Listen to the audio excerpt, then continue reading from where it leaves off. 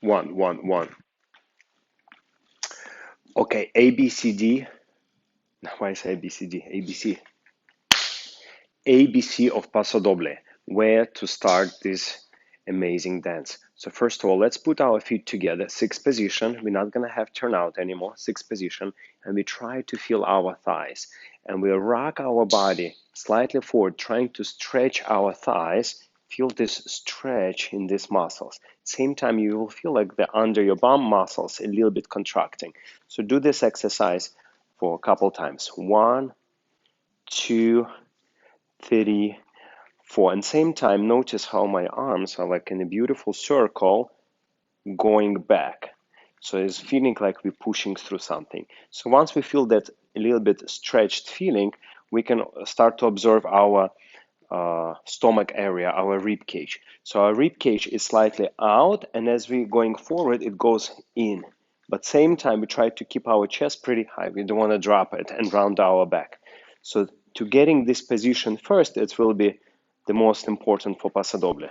So what this position gives us? First of all, the feeling of resistance. The second, we create a space, a room behind us. And this will be very important for our steps.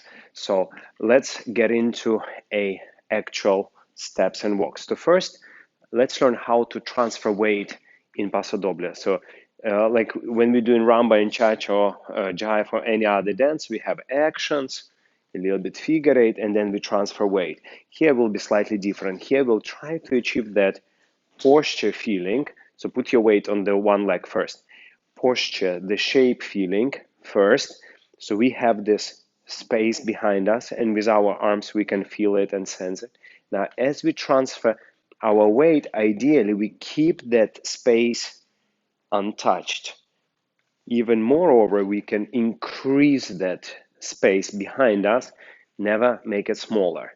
So we're increasing space. So as we're transferring weight, we're increasing space. Do it for a couple counts from one leg to another.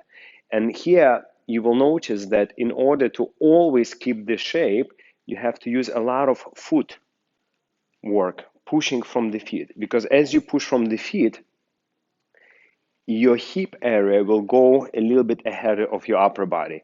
Where in other dances, of course, we also use floor, we use feet, but we try through the floor activate our upper body to lead our step. Here, as you notice, our middle body, our hips will lead the step, and our body will stay a little bit more inward, creating that shape behind us as a Spanish character, matador style. So we're using our feet to push our hips forward to lead the step. Very good. So next exercise, so we did a posture, we did a weight transferring in place, and now we go into the number one step in Paso Doble is a surplus. So surplus, basically, it's marching in place on the ball of the feet. So basically, lift your heels up and use your ball of the feet to march in place. But same time as we're marching, just slightly lifting our feet, we're gonna increase shape behind us. So we're gonna stretch this muscle, squeeze under our bum, create a lot of space behind us. And also we're gonna add a little bit arm style so it feels more and looks more fun. We go for 8 counts. 1, 2, 3, 4, 5, 6, 7, 8, and 1, 2, 3, 4, 5, 6, 7, 8. And it leads us to the next movement, which is very, very character for Paso Doble, is called appel. So appel, it basically you release weight into the floor and release one of the leg. So you drop your weight with a little bit sound and release one of the leg. You can do it on either leg, either way. So ideally you release weight and catch your weight, and then you do surpluses. For example, for the 8 counts, 1 and a 2 and a 3 and a 4 and a 5, 6 and a 7, 8, 1. Release and create it again. 2, 3, 4, 5, 6, 7, and 1, 2, 3, 4, 5, 6, 7, 8. And it looks like the steps are very simple because there is not much going on actions like in other dances.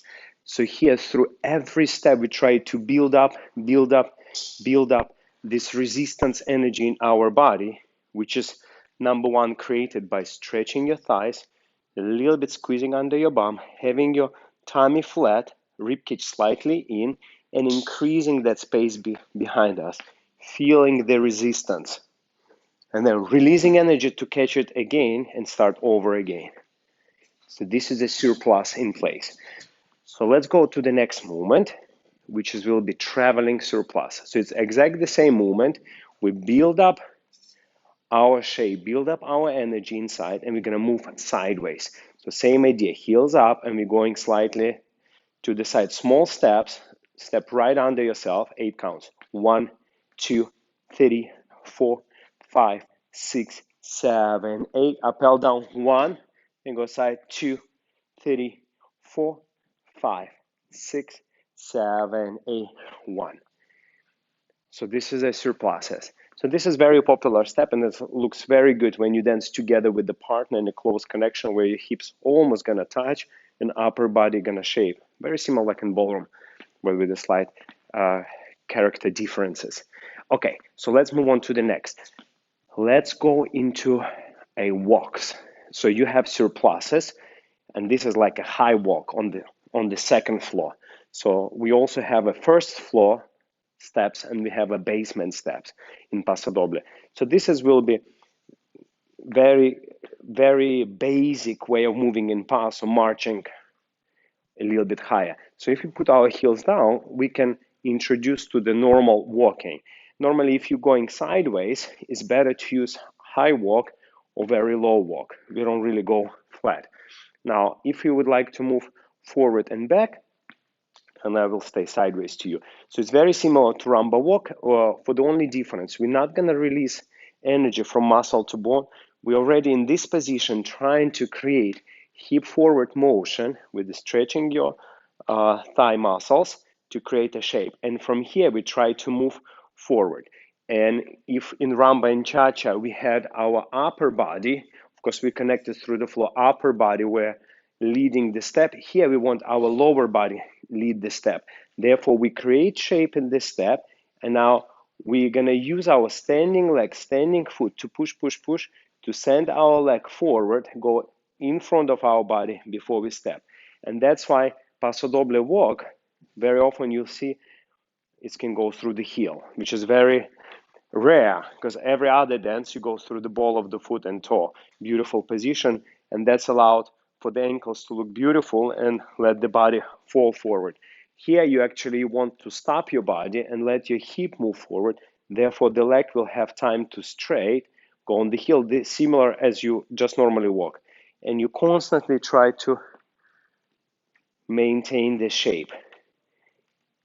Push forward and walk. Push forward and walk. Okay, the second walk we're gonna do, it's a low walk, which is very popular, especially for females when they move.